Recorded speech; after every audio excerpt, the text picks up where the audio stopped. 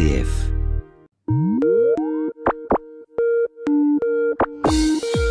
Des souris et des hommes.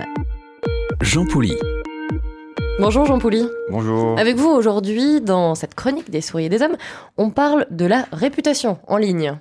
Oui, ce qui forge maintenant notre identité en ligne. Et c'est devenu d'ailleurs une habitude, voire un réflexe pour tenter de savoir qui se cache derrière un nom ou un prénom, mieux connaître un candidat lors d'un recrutement ou encore une personne que l'on va rencontrer dans la vie réelle, mais que on ne connaît pas encore. Alors nous googlisons, un terme un peu barbare, les uns les autres. Nous googlisons, autrement dit, nous cherchons ce qu'affiche Google quand nous tapons le nom de quelqu'un.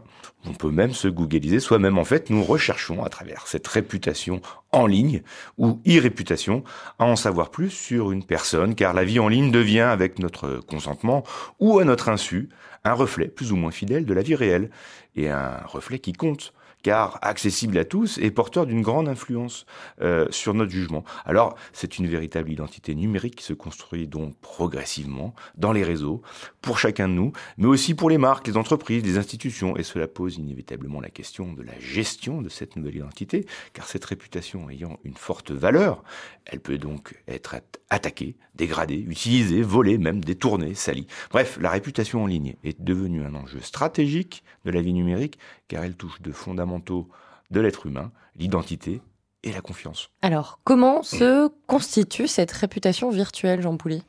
Alors au fur et à mesure que le web tisse sa toile, qu'il prend de l'ampleur, on en parle souvent, et que l'envahissant Google référence chaque trace virtuelle de notre vie, il devient presque impossible d'échapper à notre présence dans cette immense matrice numérique. Par exemple, notre simple nom et prénom peut se retrouver à notre insu sur le web, car nous sommes cités lors d'une rencontre, d'un colloque, d'un article.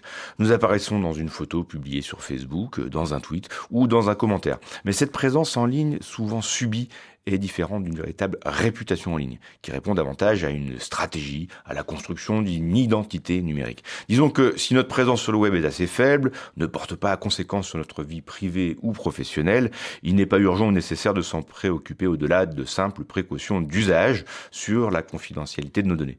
Pour le cas d'un homme ou d'une femme publique, par exemple les hommes politiques, d'une entreprise ou d'une marque, la réputation virtuelle est par contre un enjeu stratégique et sa construction ne doit rien laisser au hasard. Justement, on a l'impression que tout ça nous échappe un peu, mais comment gérer cette réputation, cette identité numérique ?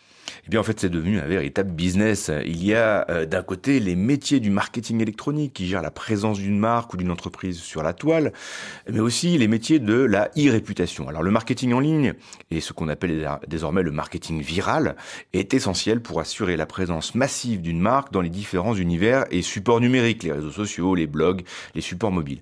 Et ce marketing devient hyper ciblé, avec la possibilité de collecter, de traiter des millions de données personnelles, ce qu'on appelle le big data, nous en avions parlé, et cela permet de conforter l'image d'une marque dans l'esprit des internautes et de faire passer des messages plutôt positifs. D'ailleurs, selon une étude de la Harvard Business Review, ce bouche à oreille numérique influence énormément l'économie et plus de 70% de nos décisions d'achat. Cela est donc évidemment stratégique car la notoriété d'une marque est essentielle dans sa valorisation financière. Et puis, alors il y a des agences totalement spécialisées sur la réputation qui utilisent différentes techniques pour assurer d'une part le meilleur référencement aux marques, pour arriver en tête des requêtes quand on tape un mot-clé, par exemple sur Google. C'est ce qu'on appelle le SEO, comme Search Engine Organization, qui est devenu un nouvel art de jouer au chat et à la souris avec les algorithmes de Google qui classent en fait justement ces requêtes. Et Google réactualise régulièrement ces algorithmes. Alors, moyennant finance, il est bien sûr possible d'arriver en tête de gondole, comme on pourrait dire, c'est-à-dire en tête d'une requête sur un mot-clé. La règle de ce grand jeu, en fait, est d'avoir le maximum de liens et de reprises sur la toile, sur les mots-clés ou les tags qui constituent en fait les véritables marqueurs et balises de l'indexation sur le web. Et effectivement, une marque qui vend des sodas doit être en tête. Quand on tape soda, doit arriver en tête, sinon on ne descend pas tout en bas de la page pour cliquer dessus. Et il faut payer pour cela. Et enfin, un nouveau secteur important de la réputation en ligne pour gérer une identité numérique correctement. Faut-il Encore faut-il pouvoir différencier, on en avait parlé, le vrai du faux, tant le web véhicule des informations erronées et des rumeurs. Alors le marché de la fiabilité de l'information est donc le nouveau cheval de bataille de la réputation pour que des personnalités, des entreprises ou des institutions puissent facilement détecter qui parle bien ou mal de leur marque, de leurs produits, en mesurant la fiabilité de l'information diffusée. C'est ce qu'a compris TrueClick, cette start-up française spécialisée dans le fact-checking, qui mise sur ce nouveau besoin stratégique. Et comment on peut se protéger des risques d'une campagne malveillante ou d'une usurpation d'identité ? C'est possible ? C'est possible.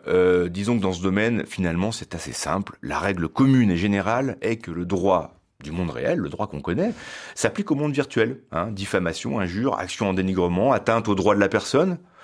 En fonction de la qualification qui sera retenue pour un fait virtuel, cela doit être, par exemple, le code pénal, le code civil, le code de la consommation ou encore le code de la propriété intellectuelle qui sera mobilisé. Il y a même une loi dans la confiance en l'économie numérique qui a été spécialement élaborée pour ces questions. Et la CNIL, la Commission nationale informatique et liberté, est l'organisme spécialisé à qui on doit s'adresser au moindre problème. Alors, il existe aussi aujourd'hui même des produits d'assurance spécifiques pour gérer la e-réputation, l'usurpation d'identité, ou encore l'utilisation frauduleuse des moyens de paiement. Alors ces nouveaux produits, grâce justement à des partenariats avec des agences qui sont spécialisées, peuvent financer par exemple des actions de nettoyage sur le net pour établir une image plus fidèle à la réalité, ou encore porter plainte quand il faut actionner des levées judiciaires. Juste un point de vigilance à cet effet, il y a eu un cas précédent de Barbara Streisand, qui a fait retirer une photo d'elle sur Internet, et il s'est passé l'action contraire.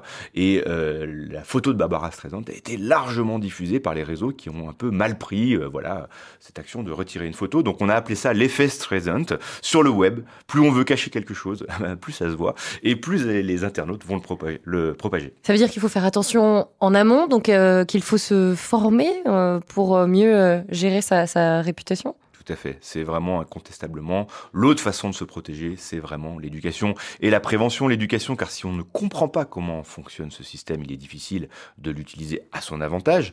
La prévention peut notamment se traduire par une veille régulière sur des mots-clés pour suivre ce qui se dit et par la création régulière de contenus positifs sur soi, sur sa marque, son entreprise. Finalement, on pourrait dire que, un peu comme dans le sport, la meilleure défense, c'est l'attaque, et que la meilleure prévention dans ce domaine est de prendre les devants, de s'impliquer dans la gestion de sa réputation en ligne, de comprendre comment ça fonctionne pour anticiper les problèmes et ne pas subir une désagréable distorsion de notre identité. Et enfin, il me semble important de ne pas tout miser sur le web.